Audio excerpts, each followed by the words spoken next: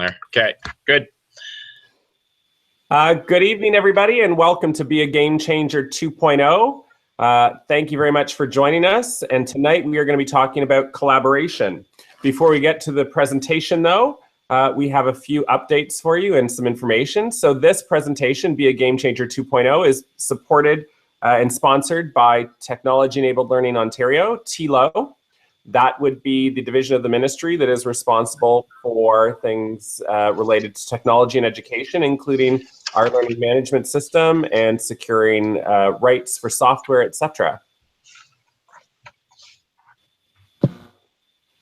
And this is a collaborative effort from all the Toronto area region boards. And there we go, there's the slide. And this was, again, a collaborative effort from all of the Toronto area region boards. As well, Be a Game Changer 2.0 is centered around the ministry's 21st Century Learning Competency draft document that basically identifies all of the competencies that the ministry has put forth. And this evening we'll be highlighting collaboration. And there's never really enough time to keep up with Twitter. So do your best, and trust me, it'll be worth your while.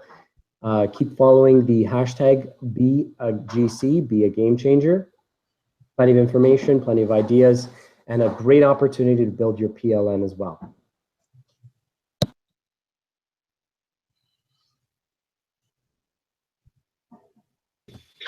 Our journey so far, sorry, for those of you who haven't been following along weekly, we've had Sir Ken Robinson speak. We've covered several competencies, including learning to learn, critical thinking and problem solving, innovation, creativity and entrepreneurship, global citizenship as well. All of these prior sessions and resources to support them can be found in eCommunity, and there's a link there for those of you that are interested in finding out more about those topics. We will post that link again at the end, and we'll make sure we share it live on Twitter as well as in the YouTube chat on the right of the YouTube channel. Tonight, as has been pointed out, we will be covering collaboration. It is important to note, before we go on, that these are competencies, and these competencies are being presented in one particular way, but that there are many different approaches to how you could be covering these in your classroom. There is no single best framework that is applicable to all circumstances. Instead, we are simply trying to highlight ways that we are familiar with in our boards in the GTA, that we know that these are happening. We know there's good things around the province, and we would encourage you to continue to do those. And if we've inspired you to try something new, then even better.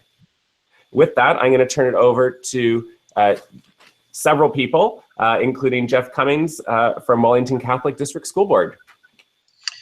Hi, everyone. Thanks for having us. I'm here with a team of people from Wellington Catholic, including Sean Stafford, Joe Grabowski, and Sandra Cummings. And we're excited to be here talking about collaboration. So we thought it'd be great to start with a little task and to use a Padlet.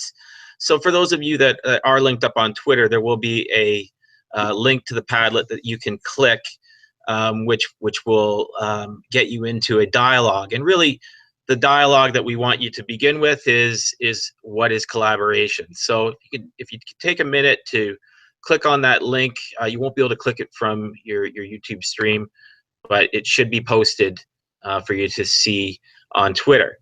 So really what we wanted to do was just to form a little discussion around, what people thought is collaboration and what it isn't. And what you'll see is how this tool is a great collaborative tool that enables discussion across time and space. We use this quite a bit in our learning sessions with our teachers, and they have moved it to their classes. We use it quite heavily with the virtual learning environment as an embedded tool. That's the main way that we focus on using it. So while some of that dialogue sort of ferments right now, I'll just touch on some of those other parts that I like about it. The ability for group work, of course, and for students to work in teams. We also like the multimedia aspects to it, in adding video and some audio. Kids have really enjoyed it in our experience, and it's been a great engagement tool. So that's going to be open for you to click on and add some feedback to and comments to, because we're really curious about, you know, what people think it is and what it isn't. It is kind of a controversial concept, and you know, we've had some great dialogues about you know, collaboration versus cooperation. So that was a great point that someone brought up already. Later on, I'll share this in the e-community as an artifact, and I'll show you how it can be embedded as a tool for people to use. For now, please continue you know, adding to that and adding some thoughts so that we can then see a full Padlet shared in e-community. So the next piece is why collaboration is important in the classroom, and we thought we could kick it off with a little video to get some thoughts going. So just take a moment, we'll watch this.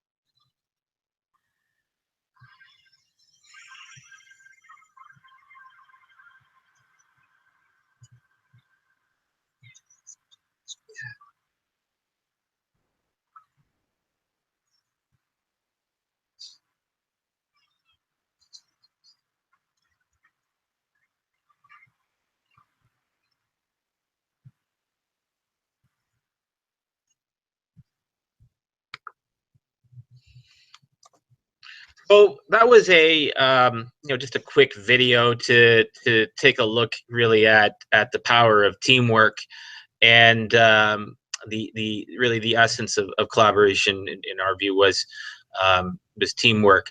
Another little activity is a Google Drawing link, and again, we're going to give you the opportunity to you know, work in a collaborative tool like we've shown in some of our work in our schools. In this one, we're using a Google Drawing, and I'll just click on it, and I believe it's been shared again via Twitter. And really, this question is around why is collaboration important. So, in this example, we've used a Google Drawing, and we've added some tabs. And really, what you're going to do is just drag a tab in, and you can then add some thoughts in. So please feel free to do that. We've really enjoyed using this one as another collaborative tool. People have liked it, and sometimes students just prefer using this one. So we wanted to share it and give it another opportunity to get your thoughts in. It looks like it's already got some ideas going in. So from there, I'm going to let you continue to dialogue. I won't stay on this, but we're going to keep an artifact of this, which we will then share in the VLE. Why I'm going to proceed is because I really want to move on to the work and the work of the teachers. So I'm going to turn it over to one of my partners now who's going to talk on collaboration and then move on to the discussion of a tool, Mindomo. Hi, everyone. So glad to be here tonight. I really wanted us to focus on this particular quote by Fullen because it really basically captures every single thing that collaboration means in life as well as in education. So collaboration in the 21st century context requires the ability to work in teams, learn from and contribute to the learning of others, use social networking skills, and demonstrate empathy in working with diverse learners. So what exactly does this mean?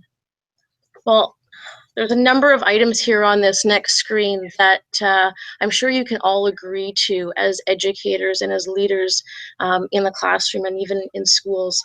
And what is so important about this is that collaboration provides students with the opportunity to develop so many lifelong learning skills. And of course, every single one of these items on this particular screen, they're directly connected to our Catholic graduate expectations, our Learning for All document, our PPM8, which supports LD learners.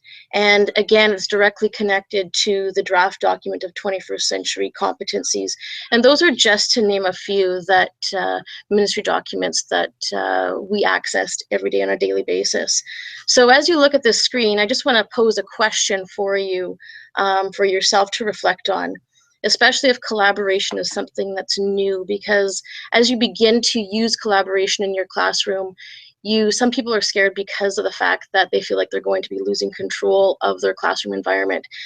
But the question I pose is that in almost everything that we do as classroom educators or leaders or principals or administrators, we reach out to our colleagues for support and collaborate with each other before making, essential or critical decisions. So why would we not give this same opportunity to our students?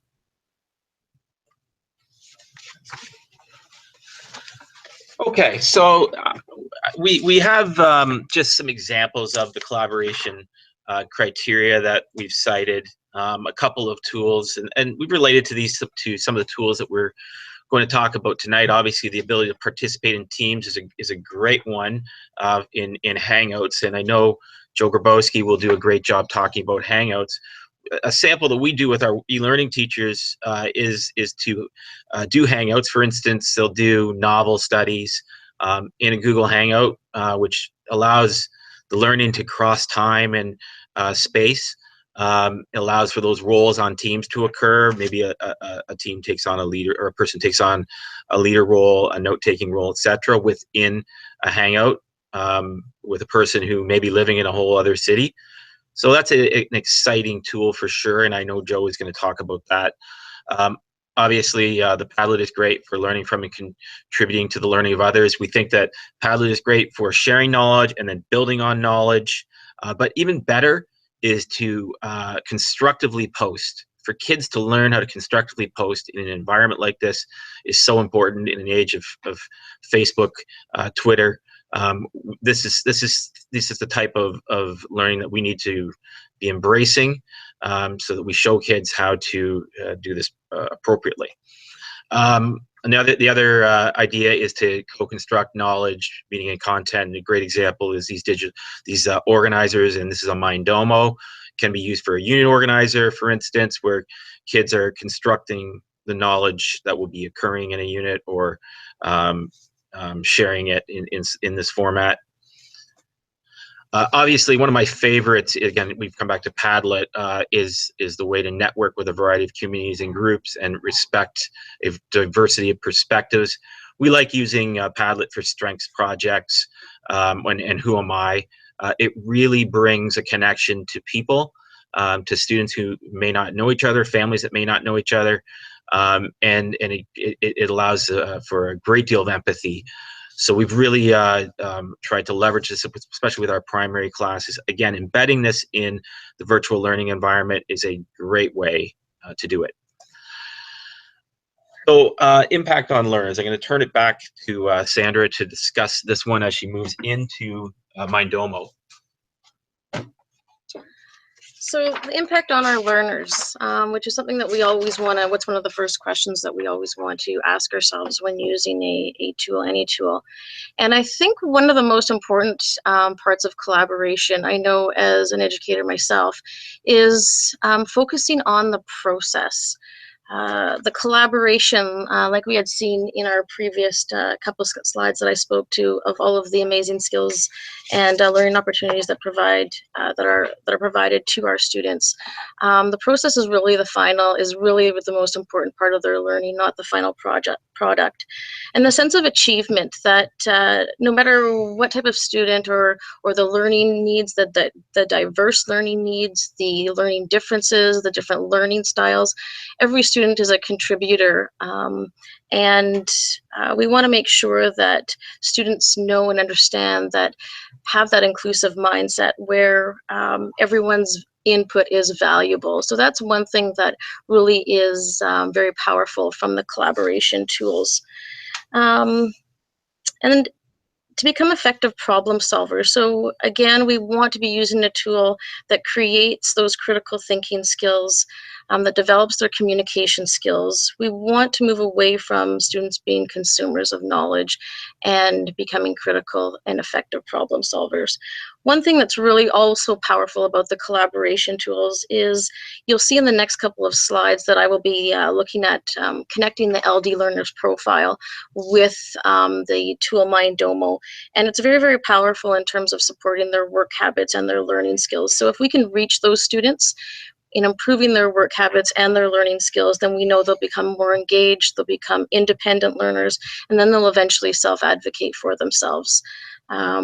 If and when they've been given a task and perhaps the opportunity to use a tool is not available to them or is not presented to them, then they can self-advocate to use the tool that would promote their success.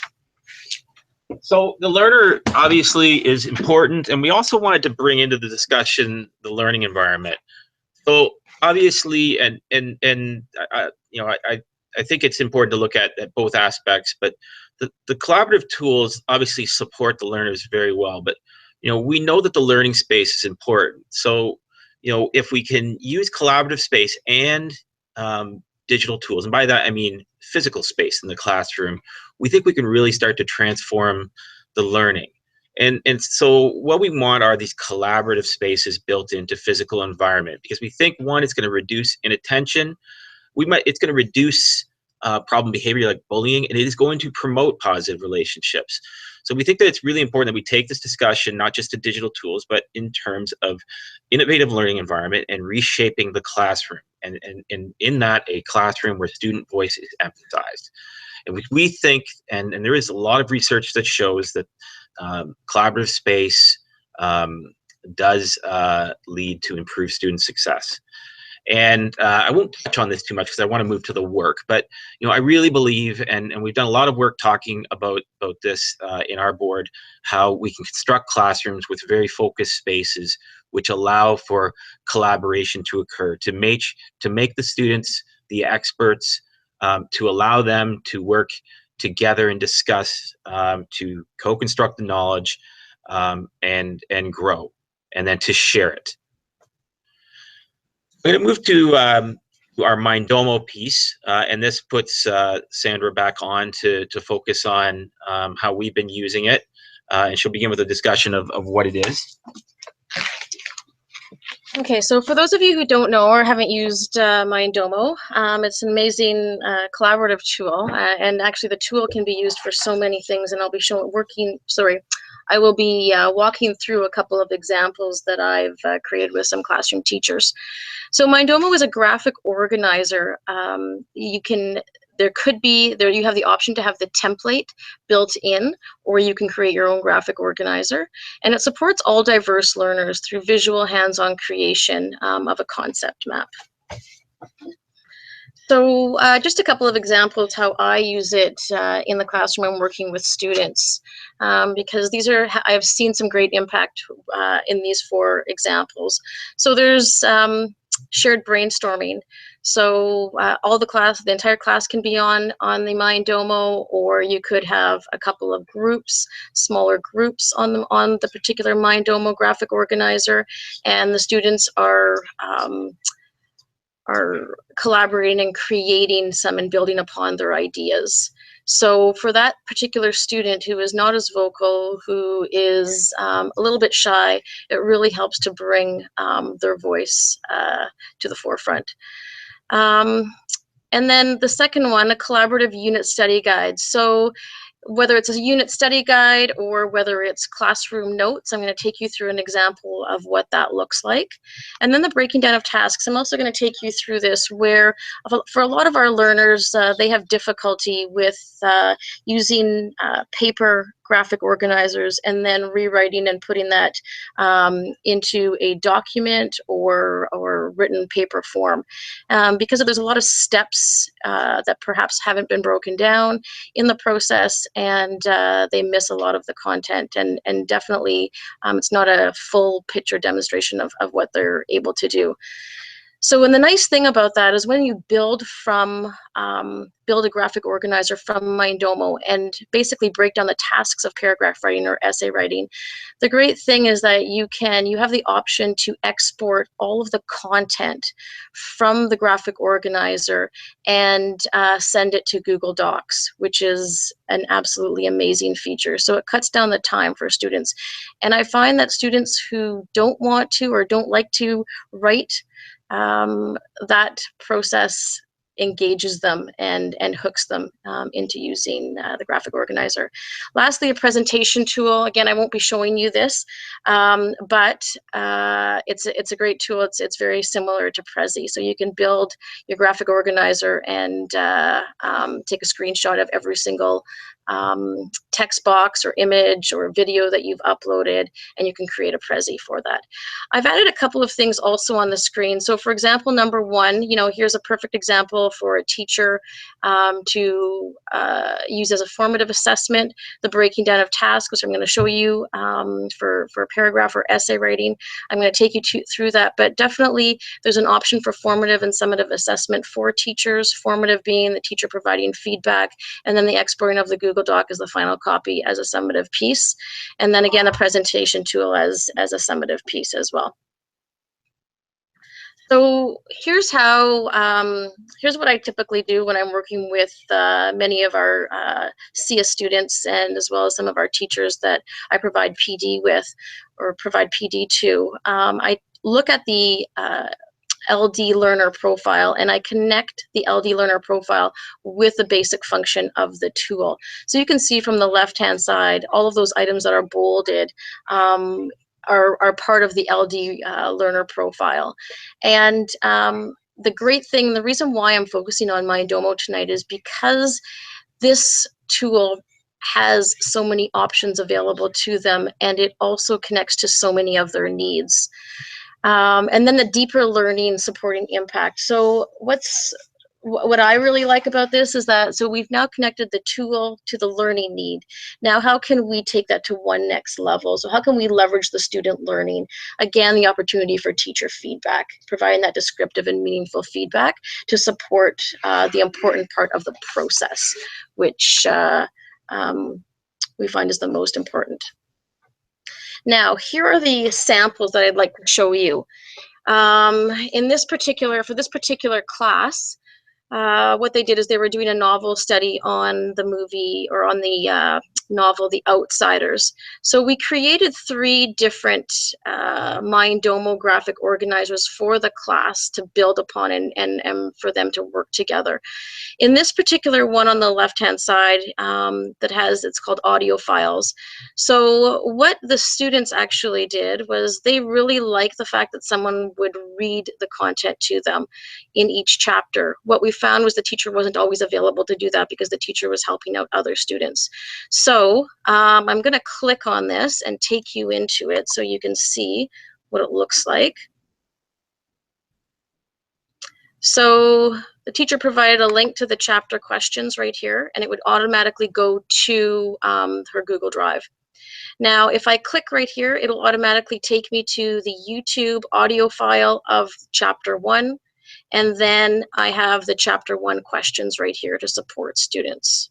Okay, so they can listen and they can have access to the questions right here. The teacher added the questions as they were going through the chapters. So that's one particular neat option to support students who really need the audio for comprehension.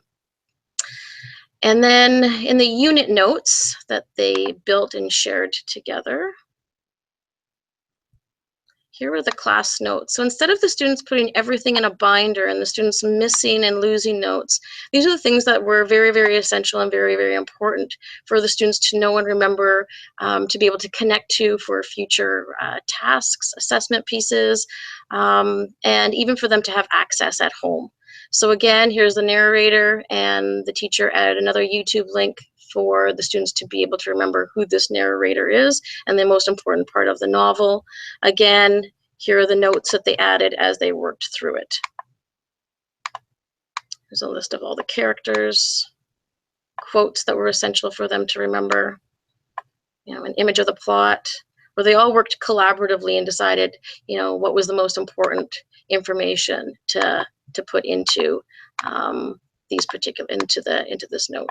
And everyone has access and no one's going to lose it. Again, students also have the option to export this to Google and have the notes as a paper copy, which is a great option for them. The last one is the writing task. So now the students had to create a writing task on 3 characters from the novel. And we built this together. I'll just ignore this top part for a second. But so what we wanted the students to do is identify who their 3 characters were, identify what the character trait is, and then provide evidence. So as we worked through this, we found that some students were having difficulty with taking that evidence and writing it into a paragraph format. So we looked at option 1 in terms of, and option 2, how do we scaffold the learning process by using this graphic or organizer. So knowing my student or knowing my learner, which breaking down of task would better suit them. So for some students, they would have the character trait, they would list a bunch of character traits that would come to mind as their brainstorming piece. And now for the evidence, they would now choose one particular character trait, add the introductory question or the introductory sentence. Now they would click on it, and now they would give the evidence behind that character trait, and now they would have the closing statement. Some students did their brainstorming here. Here are all the character traits of Mother Teresa, and they were able to provide in one step their paragraph of example of evidence. So what's highlighted and what's bolded here is the introduction. What's bolded is the conclusion. Here is their evidence. And at the very bottom here, you can see, I'll just scroll up a bit, you can see where the teacher has given feedback. So that's an available option. Now, when the teacher or when the student exports this to Google as a document to use perhaps the text-to-speech features and read and write for Google, the student can use it as editing, but the teacher comments also go with all of the content. Again, you can see for this particular one, students don't only have the option to upload an image from Google, from the web, but they also have an option to upload a YouTube video in case they need the audio and the visual to help them provide the best possible evidence or reason that they need to show. Okay. 1 second. Okay, so your task question. So how can Mindomo be used in collaboration in the classroom? So just for, if you could brainstorm some ideas, again, this is the same thing that Jeff has just demonstrated with Padlet and Google Draw. So if you click here, it'll take you to this Mindomo. And if you get this link right here, all you have to do is just type in one letter and then log in, and it'll take you right here. So here are some images that we uploaded. Okay, how can Mindomo foster collaboration in the classroom? You would click to highlight the particular box, click plus up here if you wanted to. It would create a subtopic, and now you could add your response. Whoops. What happened here? Okay, just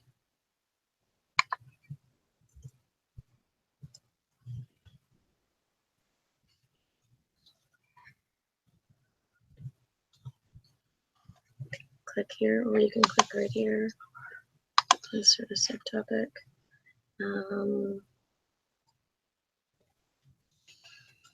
One thing to add while Sandra's doing that is we're posting this as an artifact in eCommunity. So when you do visit eCommunity, you'll see that there's a widget in the Be a Game Changer site. So you can see how this could be a way to post student work or share student work, I mean, in using the VLE.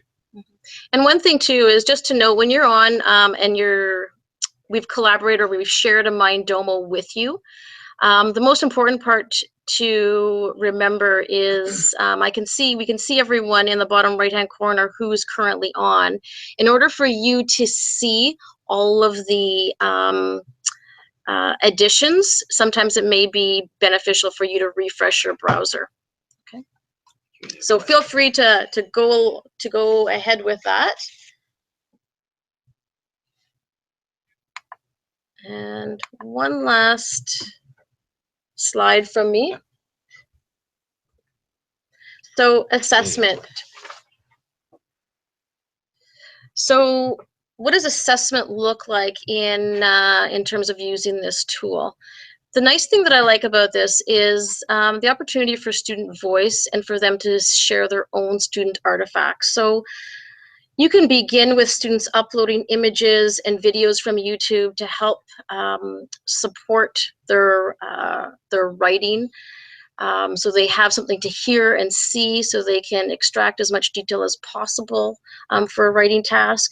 Or if you're building some kind of project or presentation, students are able to upload videos from iMovie, from YouTube, and even images that they've taken themselves to identify or share their own learning.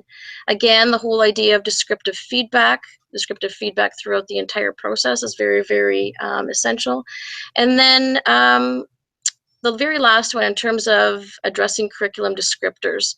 I'll leave this one till the end. Jeff will share how we looked at using collaborative tools and connecting it to the curriculum descriptors at the very end. And I'm very, very positive that you'll really enjoy it and like it. Okay. Thank you for the question. So we have some questions, I believe. If I'm not sure if one of the moderators can ask us anything that's come out from Twitter, and then we'll turn it over to Joe. There was one question from Vera who wanted to know about the Mindomos that you had presented. The question was really, the whole class built this together, or did they do it in groups? Who held the pen? Okay, so who held the pen? The student held the pen, and all students were not on it at once. So the Mindomo was shared with 2 or 3 students, and they were in the class was divided into subgroups. So if you have to test it out yourself, but in this case, in terms of creating a document for everyone to share in the beginning, because every single time you add something, if you have 10 students who are on it all at once and you have to refresh every single time someone adds something, it becomes problematic, especially if you are creating a classroom note. So the teacher gave permission for 5 students to be on it. They built it together. They had subgroups that they were working with, and only giving access to 5 students at once to build it seemed to be the way to go in that case, if that makes sense. But then once they built it, then everyone would have access. Does that make sense? I think it made sense, yes. And there hasn't been any additional question about it in the chat room. So I think that would be sufficient at this point. Thank you. Okay. Great. So at this point, I'm going to turn it over to Joe Grabowski. Pretty exciting because this week Joe was selected as one of National Geographic's Emerging Explorers. We're pretty proud of the work Joe's done at Wellington Catholic. He's been a real advocate for a number of causes, but his work with Hangouts and Skype is really the focus today. So we're excited to have you, Joe. Hopefully the mic is ready to go and you're ready to share. All right. Well, thanks everyone for welcoming me to join in tonight. As Jeff mentioned, my name's Joe. I teach grade 7 math and science. I founded an organization called Exploring by the Seat of Your Pants, which we'll talk a little bit about during this hangout today. But really what I want to share with you is a few ways that I collaborate outside of the classroom with other students with other students, teachers with other teachers, and then students with experts from around the world. So that's what we're going to talk a little bit about today. So Jeff, if you want to jump to the next slide. All right. So Google Hangouts has been my tool of choice as of late. I've been doing this with my classroom for several years, bringing experts into the classroom to talk to my students, grow their learning, give them opportunity to ask questions, and built up this network of hundreds of explorers, scientists, and adventurers from around the world. And a couple summers ago, decided this was too good not to share. So I started an organization, a nonprofit called Exploring by the Seat of Your Pants, with the goal of bringing science, exploration, adventure, and conservation into classrooms across North America. So we do this through virtual field trips, through guest speakers. We use Google Hangouts as a platform because we can have up to 8 classrooms join in live on screen, on camera, interact with the speakers. And then we can also stream live via YouTube, and we can record them all to YouTube. So we're building this great library of Hangouts that students and teachers can access whenever they want to. And the best part, it's 100% free for classrooms, and it always will be. So if you want to jump to the next slide. All right, so I touched on this a little bit already, but many are familiar with Skype, but a Hangout on air is new to a lot of teachers. Sometimes you might not be comfortable with your class on camera, so you can choose to watch the live stream via YouTube, and anybody can watch that, whether you're an individual sitting at home or a classroom. Like I mentioned, all events are recorded, so we have a great library, and then we like to have between 5 to 8 classrooms join in live on screen to interact and to meet the speaker as close to one-on-one as you can. All right, so each month we host between 10 to 20 Google Hangouts with leading scientists and explorers from around the world. You can see an example of some of our partner groups here that span around the world.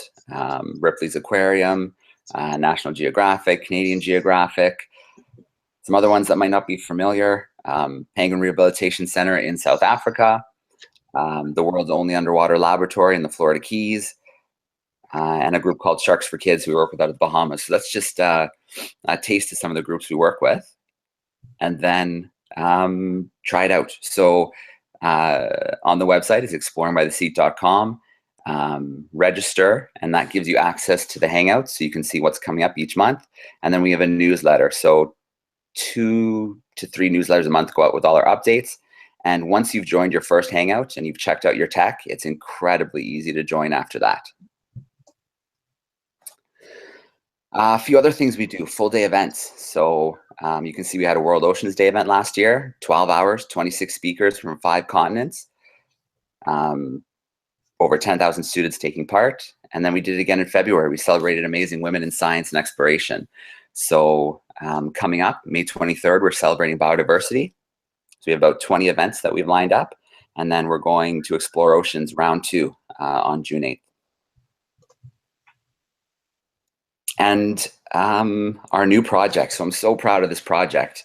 I wanted to figure out a way to try and open the most remote places on our planet to classrooms. So I found these units called BGAN units, roughly the size of a textbook, very light, portable. We send them out with scientists and explorers all over the world. And with these units, they can video broadcast from anywhere on the planet. So our first hangout was in the Bahamas with a National Geographic team. And it was amazing.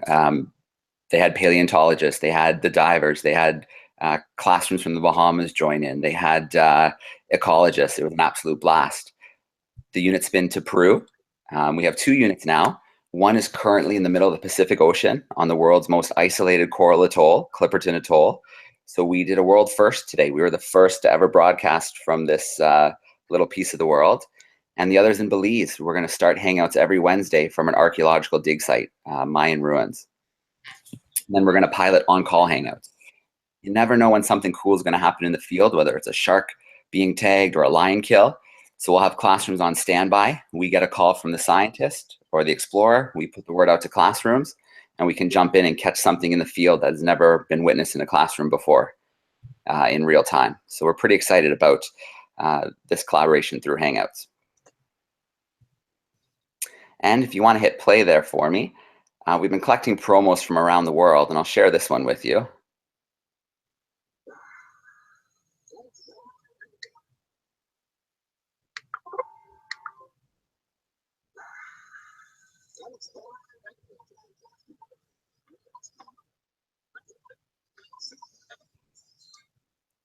All right, so that was George Karunis. He's an adventurer and explorer. He's Canadian.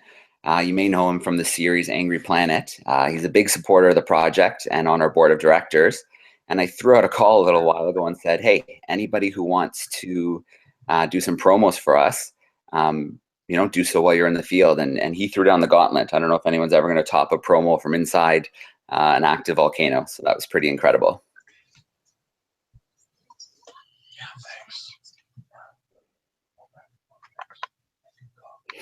All right, so a few ways that we use them in the classroom. So adventure logs, a lot of classrooms have their own adventure logs where they'll summarize the hangout and the new learning while the hangout's happening. They'll come up with questions for the Q&A portion and then digging deeper. So something that caught their eye or something that they were really interested in after the hangout, they'll do some research and learn a little bit more about it. And so this video here, we're not going to go to it today, but this link here, you can check out a class from Thunder Bay, Peter Cameron, and they've been using Hangouts and Exploring by the Seat of Your Pants quite a bit. And you can see a little bit of the adventures they had last year using the program. The next thing I want to bring about is another collaborative tool, and this is how I got started opening my classroom to the world with Skype in the classroom. So there's 5 ways to use it: virtual field trips, Skype lessons, collaborating with classrooms and student to student, mystery Skype, and guest speakers. So we're going to talk about a couple today. The first is mystery Skype, and this game's an absolute blast for students and learning collaboration in the classroom. So it's basically a race, a geography race to find the location of the other classroom somewhere else in the world. So the teachers know where we're talking, but the students have no idea where the other classroom's located. So there's 4 ways to play. If you're a beginner, you might start off with Q&A, where anything's on the table and any answer's on the table. What foods do you eat? What oceans do you border? What languages do you speak? What time zone are you in? When the students get a little better, you jump into the yes or no. And so 20 questions, but they can only be yes or no questions. Questions like, are you in the Eastern Hemisphere? Do you border the Hudson Bay? Are you landlocked? Things like that. Then you want the students collaborating and working on their own. You step back and you let them run the mystery Skypes. So they all get jobs, whether they're a greeter, whether they're a mapper, a questioner. You have recorders. You could have them live tweet or blog. You can have people taking pictures. And basically, unless there's a tech problem, you step back and let the students run the Hangouts. Or sorry, the Skype, mystery Skypes. And lastly is video message. China, Japan, Australia are just some examples of regions that are in bed while we're in school. So Skype has a video message feature. You can send your 3 questions. The next day you come to school, load up your Skype. There'll be 3 answers waiting for you from the other class, and they'll ask you 3 questions. So this could take a whole week sometimes, but it's an awesome bell activity for the students to come in, and they're really excited to come in and see what message has been left for them. So next slide. All right. A few more things you can use Skype to collaborate. Supplements for units. And I have an example here of what I did for one of my science units. So when I taught grade 6, we had space. And along with the regular unit, we had a few little supplements here collaborating with scientists around the world. So we went to the Canada-France-Hawaii telescope on the top of an extinct volcano in Hawaii. We had Jeremy Henson, one of Canada's 2 remaining astronauts, join us for a Q&A hangout from the training facility in Houston. We talked to the Jet Propulsion Laboratory and someone who actually sends the commands to one of the Mars rovers. And then aliens. Kids wanted to know about aliens. So we connected with an astrobiologist, and he taught the students how they're actually searching for life throughout our universe. So incredible supplements. Reading buddies. I've never done this before, but it's something I'd love to try, where your reading buddies are in another country or another state or another province. And if you've got the one-to-one technology, you can meet once a week, every second week, and do your reading buddies that way. There's pen pals. Sometimes I'll have my students present to other classrooms. So you can throw up, let's say they've just finished a big project. You put a lesson up on Skype in the classroom, and they can present to classrooms. They can be the teacher instead of just presenting in front of their peers. And classroom collaboration. So we'll talk about one of those coming up. All right, so after a mystery Skype with a classroom in Brazil, we decided to collaborate on ways we could improve the environment in our school and around our school.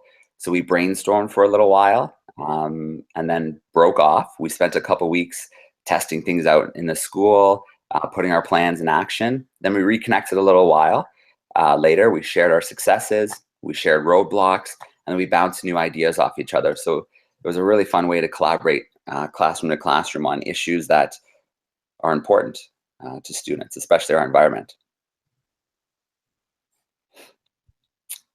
Next slide. All right, and just one of the best things that happened in my classroom is a story I love to share.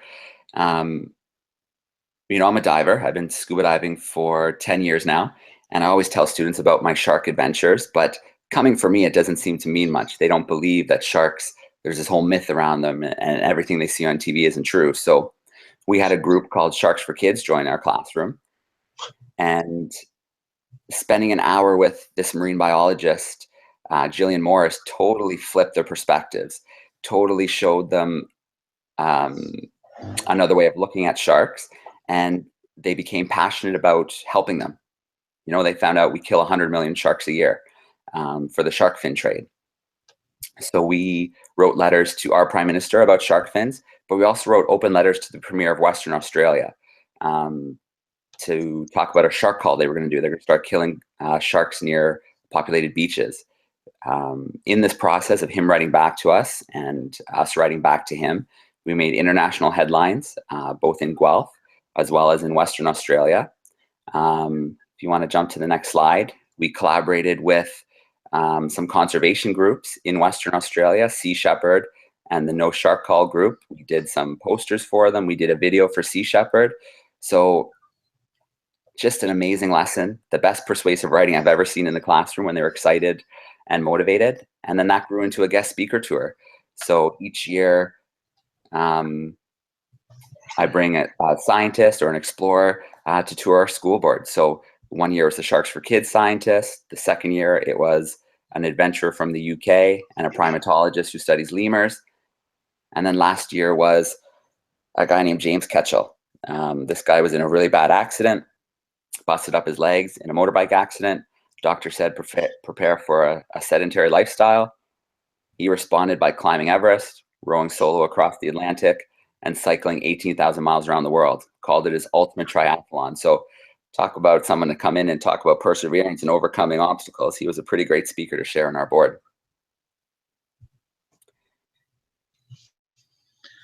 Okay, well, that's awesome. Really, really interesting. I need to get to your class at some point, so make sure we set something up. We're gonna turn to a question from Twitter, and I think one of our moderators will pose that to you. All right. So again, Joe, you're doing great things here. So from one Joe to another, we've got a question here from Vera again. And the question reads, do you see Skype and Google Hangouts, that is, as two distinct tools, resources, or are they two different tools or two different versions of the same tool? There are some advantages and disadvantages for each of them. Or maybe just stick to the advantages if you want. Sure. Great question. Thanks. So I see them as two completely separate tools. So when we want to connect with scientists, explorers, and experts from around the world, we like to bring other classrooms along for the ride. So that's why Google Hangouts would be the platform of choice for that. You can have a much bigger reach with multiple classrooms on screen, being able to stream live via YouTube, and also being able to come and see the recordings afterwards.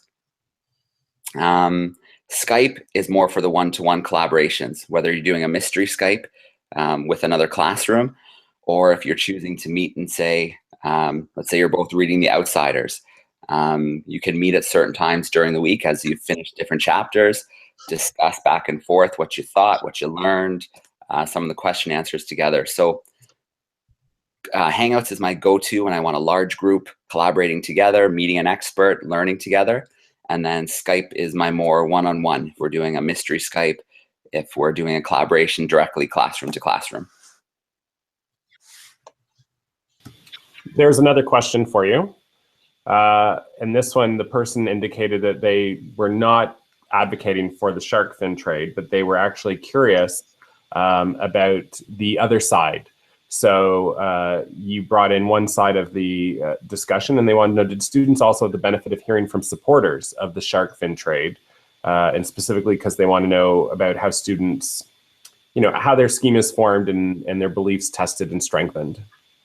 Right, right. Well, I would say that the media does a really good job of painting one side of sharks, showing, you know, just you just have to look at Discovery Shark Week, showing the bad, showing the attacking, showing the, you know, reasons why you won't want them in the ocean. And it was through our connections, through our Hangouts, that the students were able to see the other side, the science behind it, the truth about sharks. You know, the fact that each year, you know, 5 to 7 people are killed by sharks globally, and that number jumps out at you. But at the same time, they got to learn about the hundreds of millions of sharks we're taking out, that most of them, many species are now endangered, that they're keystone predators. So removing them from our oceans is actually going to be a huge detriment. You know, they stopped thinking of waters as being shark infested. How can waters be shark infested if sharks live there? They're actually people infested. When people come and use the water for recreation and such, they're actually entering a shark's habitat. So it was, you know, I think they see the other side from the media. It was really great to see what they did with the information that they got from scientists and from people in the field working with sharks every day. Okay, that's great. Thanks, Joe. I'm going to move on just in the interest of time. Sorry, is it okay if we ask one more quick question? I'm just looking at the time. I think Okay. we might need to move. So Okay, sorry about we can that. hold it for the end. I'm going to move to our next teacher, if that's okay. So at this point, we've got Sean Stafford, who's going to step in and talk about some of his work with using Padlet in his classroom. Good evening, guys. Jeff mentioned, my name is Sean, and I'm an intermediate science, geography, social studies teacher. And I just wanted to share sort of my experience with a collaborative tool. And I know that we've spoke a little bit about Padlet, but I just wanted to provide a bit of a in-class perspective and sort of a first-hand experience. So the task that we came up with really was pretty simple. The current focus in the classroom was on transformational geometry. And that had been a bit of a focus in our school. Based on our EQAO data, we had identified it as a particular strand that was creating a challenge for our students, and actually looking at provincial data that was sort of echoed throughout the province as well. And one of our focuses with the TLCP process became looking at the particular strand and coming up with more creative means and different ways to represent these transformations as we sort of saw this spatial sense area as a just an area to explore. So as I said, the task was simple. We just asked students to take an iPad and go anywhere in the school in their small groups, which were created on their own, and create, document, photograph, videotape, any visual means to represent a transformation.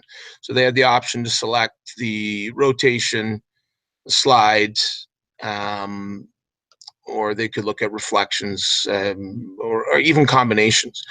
This was early in the unit. This was sort of the, as I put it down as a minds-on task, but it was sort of an introductory piece for them. We went through the learning goals. It's kind of hard to see in the slide, but if you look on the Padlet to the left, you can see where we went through the so the expectations. We began there, and you know, most of us are pretty familiar with the idea of starting with the expectation and then using the technology to access it, rather than starting with the technology and how can I make the expectations fit. So the students went around, and really this is where the focus on the collaborative piece has its power. So we focused in our particular class on the learning skill of collaboration, and some pre-teaching involved, what it is, what it looks like, how do I know when I'm collaborating, and so they're quite familiar with it. They had worked in different groups, sometimes set up by the teachers, sometimes set up on their own, and I think that the idea of collaboration is to be organic and allow the students to control, to a certain extent, the groupings. Time and a place, sometimes you set it up as the teacher, but in this particular activity, they were free to set it up as they saw fit. And really, I wanted it to be kind of an inquiry process, very few instructions given, go out, see what you could come up with. So the sample photograph on the slide there are the findings.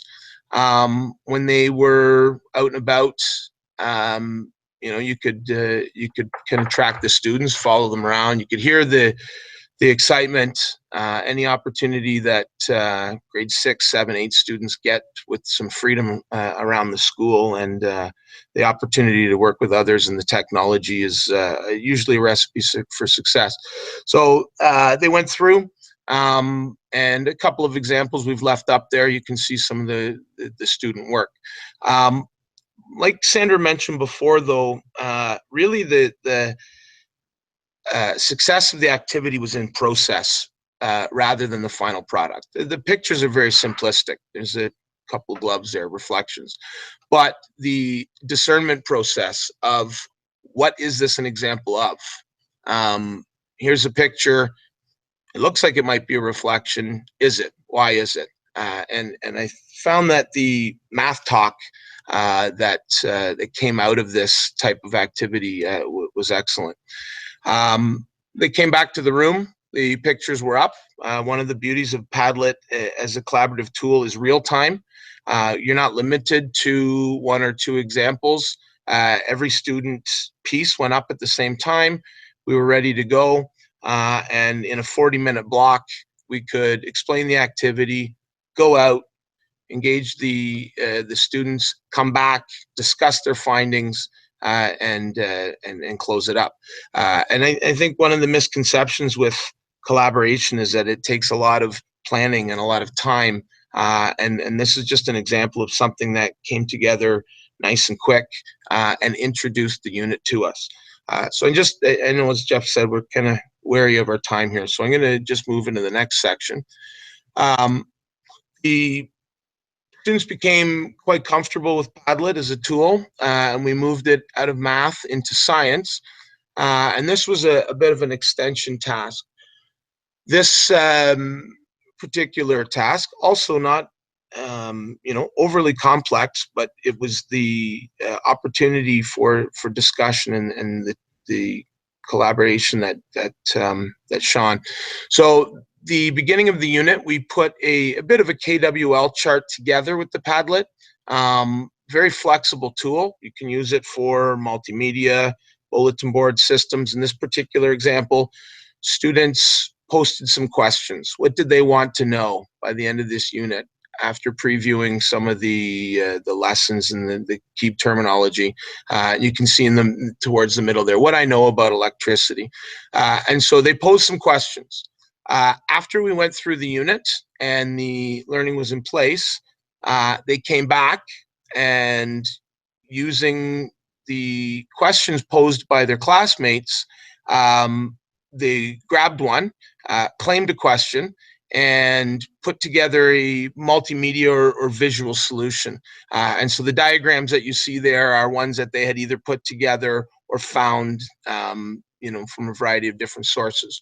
So kind of, as I said, the extended learning was to take a classmate's question, one that's been posed to you, and working again in their organic groups. I really allow them to put those groups together for the most part. And the visual solution was fantastic. One of the short pieces that I'll always take away from this was one particular student put a YouTube video together. They can go home at night. They can put these responses together on their own time. And she made almost like a flip animation and communicated through YouTube. And you talk about student voice. This is a student who would struggle orally or in a written sense to explain to me. Her particular question was the difference between a series versus parallel circuit. And the video was bang on and really allowed her to find that student voice and the confidence. She likes putting videos together and to take the pencil out of her hand and give her a tool that she was comfortable with was absolutely fantastic. It's something that I'll remember for a long time when thinking about these types of activities. And do I really need to? Can't we just discuss it? That's an example for sure. So the theme of the classroom and the collaboration and how it had an impact on the environment in the classroom. Really, those are just two small examples, but the overall change that I saw was dramatic. Really, you leave the four walls of the classroom. I'm unable to scuba dive with Joe, unfortunately, but we can stay within the school walls, but extend the classroom and really get out and find these concrete examples. When you're dealing with science, when you're trying to make connections in math, getting out of the textbook, getting out of the classroom, and working with others really brings the learning to the forefront. And I often find one of the challenges with collaborative work is as soon as you say, okay, we're going to work in a group, students are looking all around the classroom, who are you going to work? I'll work with you, and they lose the task. Once we were comfortable with the Padlet and they realized how involved they could become, it really didn't matter who they worked with. Instead, it became what do we need to do? What's the challenge? What's the learning? And I really noticed that a much more sort of homogeneous class, they really would work together. And you talk about classroom management and engagement. When you've got a group of students that have zero issue who they're working with, they just want to get to work, it really makes things move much more smoothly for you. A few caveats. You do need the devices. You don't need a classroom set, but certainly a handful of iPads, because of the ability to take the pictures with them versus say a Chromebook, helped out. We did a bit of BYOD with it, and you know, that's kind of a site-by-site situation, but we were fortunate to bring some of that in. And other things, you know, you get questions from teachers about management. How do you make sure that they're on track? How do you make sure they're even doing what you're supposed to do? You know, it's the same with anything. How do you ensure that when you're working on a math lesson, they're doing what they're doing? There's expectations, and once they're established, that just becomes part of the activity. And so there's certain benefits, and as you said, you have a few challenges, but really the benefits are always going to outweigh the challenges, in my opinion. So other pieces, the building of relationships that you see, you know, when students are in that comfort zone, willing to work with one another, you're not into, you know, gender groupings or, you know, the particular students that always want to work together, or those that will, you know, exhibit the leadership and dominate the group. The Padlet provides that voice, and it's a very balanced system, and it allows equal contributions. You can set it up so every student needs to contribute or a group needs to contribute. But unlike many of the other apps, because 24, 25, 26 students can get on it right away and in real time, a lot of those management pieces where you're waiting for people to sign in or things like that go out. I do credit Jeff. He was the one that introduced me to Padlet, and actually it was used through our D2L site, which is fantastic because the activity that the students had completed stayed up there. They went home. They were able to access the Padlet. They were answering questions that evening. As I said, the student that had done the video, and I came back on Monday after the weekend, and they had gone to town with it. And none of that was part of the expectation. So you're looking at, as I said, engagement and voice. When students take that kind of ownership over their own learning, and you're able to sort of sit back and let it happen, that's fantastic. So, all right. So I think one of the moderators has a question for you, Sean. I'll turn it over to I'm not sure who. Okay, so we've got a question here. So in terms of digital citizenship, the question here, where did it go? Oh, I've got the question right over here, sorry. So in terms of digital citizenship, how do you teach digital citizenship so that, you know, you can do these great things using Padlet or Mindomo, for example?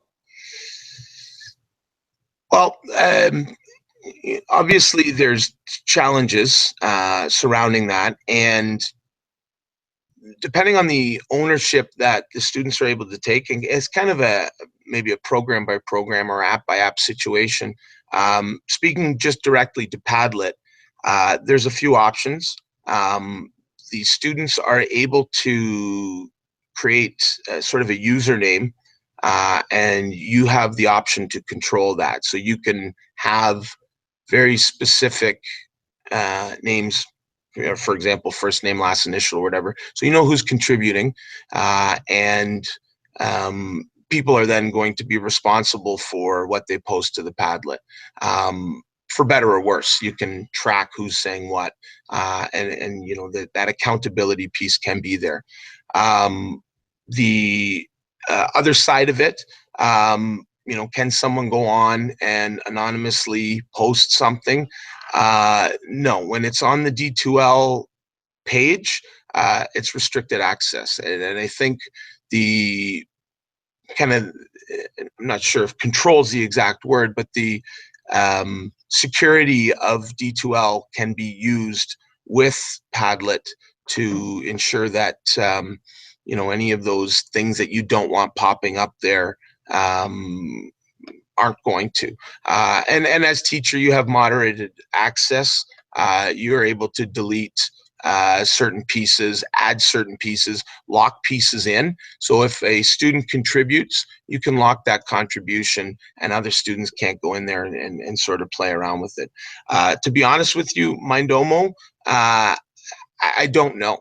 my experiences with Padlet and that multiple contribution, whereas with Mindomo, I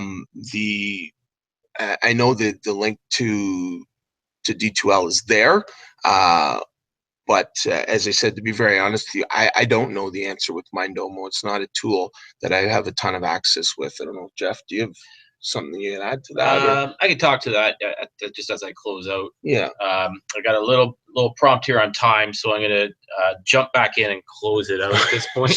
That's okay. Yeah. No worries.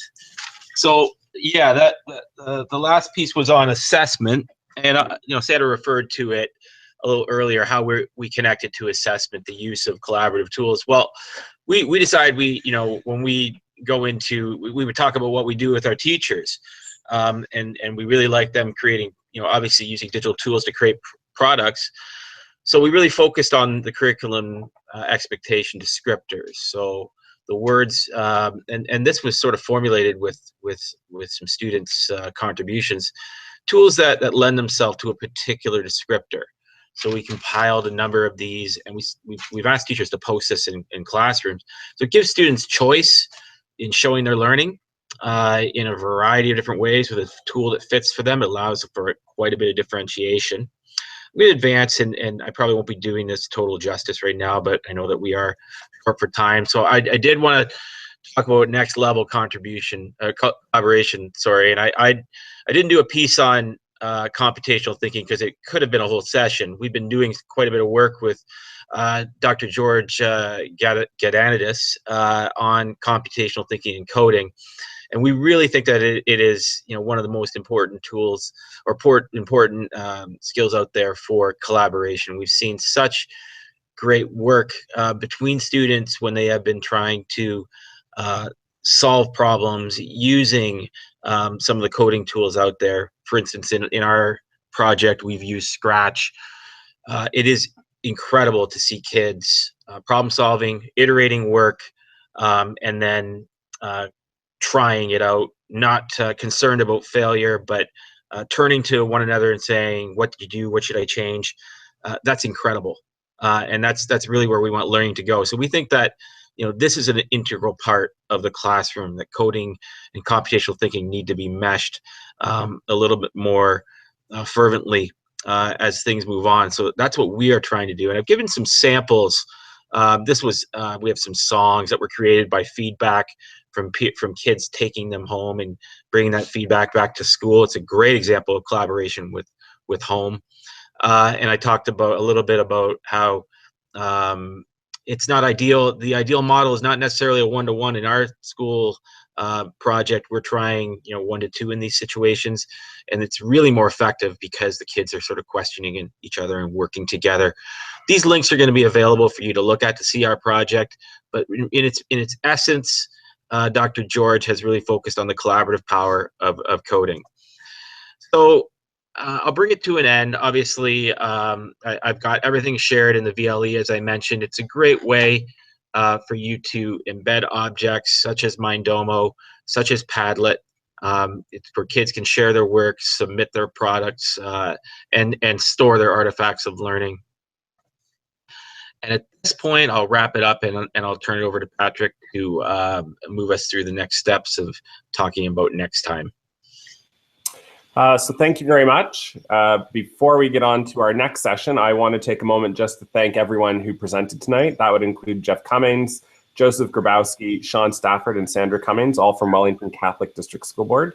Thank you very much. It was a great evening. And we would invite all of those who are here to join us again at our next session, which will be May 18th at 8 p.m., at which point we'll be discussing communication. That will be our second last session. And we look forward to having everyone there. We would also encourage you to keep the conversation going by using the Be a Game Changer, Be a GC hashtag, and to participate in our Be a Game Changer online environment, the VLE that was mentioned earlier. It's also known as eCommunity. And so there's the URL for that session.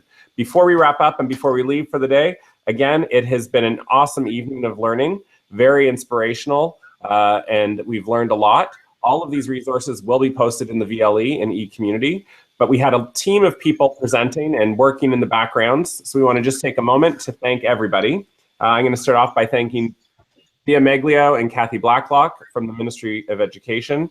I've already thanked Jeff Cummings and his team, Joe Russo from Toronto Catholic, Andy Quishan, Nuno DeCastro, Kelly McDougald from Dufferin Peel, Sean Hamilton from Upper Grand District School Board, Joanne Kenny from the Halton Catholic District School Board, Shally Lowry from the Toronto District School Board, Laura McKay and Tanya Williamson from the Halton District School Board, and from myself, Patrick McQuaid from the Peel District School Board. Thank you very much to everybody who participated tonight. We will see you at our next session.